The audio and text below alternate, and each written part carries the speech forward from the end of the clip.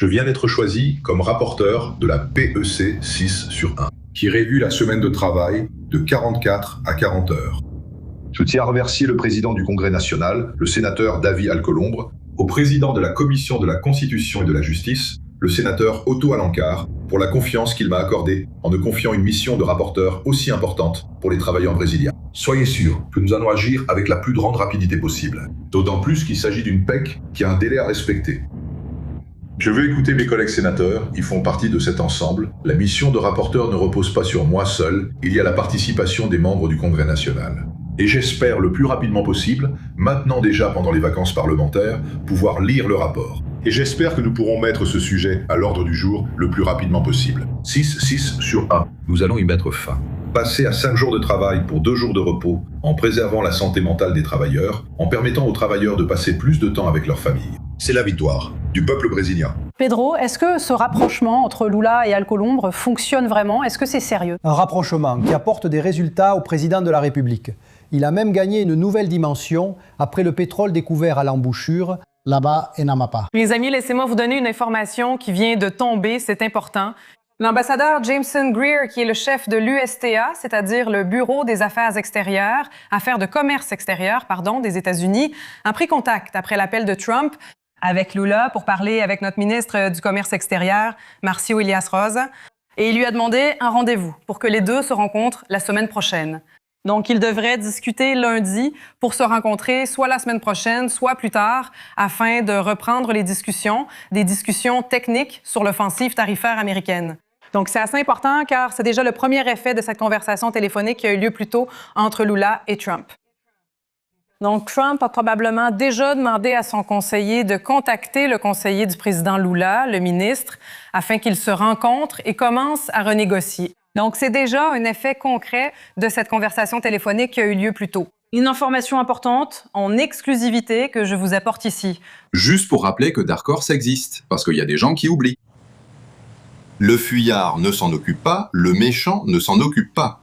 Flavio promet, je vais enquêter sur tout, tout va être parfait, allez, promets-le-nous, allez.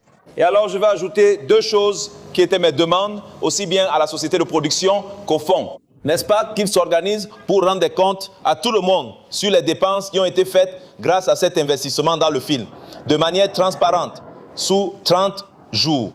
C'est ce que j'ai demandé. Et ma deuxième demande, le service juridique était aussi d'accord. L'autre demande, c'est que dès que le film commencera à donner des résultats, la somme qui a été investie dans le film, en fonction de l'investissement, et par l'intermédiaire de cette entreprise indiquée par Daniel Borcaro, il sera mis à part, il sera séparé, afin qu'il soit à la disposition des autorités brésiliennes pour faire ce qu'elles jugent approprié conformément à la loi. Donc, avec beaucoup de tranquillité et beaucoup de transparence, c'est ce que j'avais à dire sur le film. Il n'a rien expliqué, et puis il y a des choses surréalistes, n'est-ce pas? Il a quitté Sao Paulo il y a 2 jours, oui. Et puis il a dit, non, j'ai déjà expliqué. Ça, il a expliqué quoi? À qui? Qu'est-ce qu'il a expliqué? Un petit peu, c'est un peu culotté, non? Non. Le président Lula a exprimé à ses collaborateurs, n'est-ce pas, une sorte de surprise face au ton du président Donald Trump. Le collaborateur avec qui j'ai parlé l'a formulé de la manière suivante. L'impression, c'est que rien ne s'est passé, non. Il s'était rien passé. Il n'y a pas eu de retour de la grosse taxe, 2 grosses taxes, n'est-ce pas? La grosse taxe et la petite taxe, là, ou la taxette, n'est-ce pas? Comme à l'époque, ils ont fait ça pour plaisanter, n'est-ce pas? C'est devenu une blague à l'intérieur du palais du Planalto à cause des empreintes digitales des Bolsonaro sur les sanctions. Mais c'est impressionnant, comme si de rien n'était. Il a été très réceptif. Il a mentionné à aucun moment un quelconque mécontentement ou impasse. La conversation a duré 1h20 selon la source qui nous a donné les détails ici. Lula a de nouveau abordé les sujets d'intérêt pour le Brésil. Trump a donné l'ordre pour que les équipes reprennent les réunions au niveau technique afin de traiter cette histoire de hausse des tarifs, n'est-ce pas? Ce que le palais du Planalto ne voit pas, c'est une résolution avant octobre, lorsque les élections se terminent, mais enfin les discussions reprennent. Lula, on a aussi profité pour parler de la guerre, Sarsa pour parler de la guerre en Ukraine. Cela dure déjà depuis 5 ans. Il a demandé qu'on fasse des efforts pour engager une discussion sur la fin de cette impasse, n'est-ce pas, de ce conflit, par l'intermédiaire du Conseil de sécurité de l'ONU. D'après la source, Trump semblait également réceptif à l'idée. J'ai demandé si à un moment donné, Lula avait mentionné la visite des Bolsonaro, l'action des Bolsonaro, les informations apportées à Donald Trump, n'est-ce pas? par Flavio Eduardo Bolsonaro et la réponse a été non. À aucun moment, Lula n'a mentionné le nom de la famille. J'ai demandé Trump non plus, selon la source du palais du Planalto. Qu'est-ce qu'il a ici? Alors, en ce moment, c'est encore une fois une reprise des communications directes et une sorte de surprise face au président des États-Unis qui a donné 2 coups durs à l'économie brésilienne. Mais comme si de rien n'était, tout allait très bien, aucun regret. Que les propositions d'amendements constitutionnels pour la fin du rythme de travail 6 jours sur 1 et de la sécurité publique ont enfin été envoyées à la Commission de Constitution et de Justice du Sénat.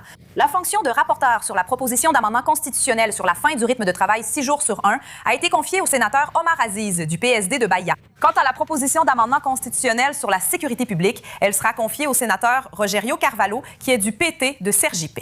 C'est ma chère amie Sohane Guerrero qui a les informations. Sohane, on s'attendait à ce signe avec des rapporteurs qui sont très alignés. Avec le palais du Planalto et avec l'espoir que cette procédure ait lieu. On sait que tout le monde est déjà dans ses bases, n'est-ce pas? Il n'y a que des efforts concentrés, mais il y a encore un petit espoir du gouvernement de faire avancer au moins l'un de ces sujets. Bonjour, bienvenue. Sans aucun doute, Natalia, très bon après-midi à toi et à tous ceux qui nous suivent. Et maintenant, après ces mouvements à l'intérieur du Sénat fédéral, tout indique que oui, que pendant cette semaine d'efforts concentrés qui aura lieu dans 2 semaines, lors de la première semaine de septembre, que le gouvernement aura en effet des avancées sur les dossiers prioritaires qui ont été définis. Juste pour qu'on se rappelle, il y a quelques semaines à peine, on n'avait même pas l'espoir que ces dossiers puissent avancer là, au sein du Sénat. Mais après les réunions entre le président Lula et le président du Sénat, Davi Alcolumbre, ce rapprochement a tout changé. Nous avons donc eu, dans l'après-midi de ce vendredi, l'envoi de ces 2 propositions d'amendement à la Constitution à la Commission de la Constitution et de la Justice. 2 propositions d'amendement à la Constitution qui ont été présentées lors de la dernière réunion entre Lula et Alcolumbre comme une priorité. En plus de ces 2-là, il y avait un autre point à l'ordre du jour qui a également été considéré comme prioritaire, à savoir celui de la politique nationale des minéraux critiques. Seule celle-ci n'a pas encore progressé au sein du Sénat.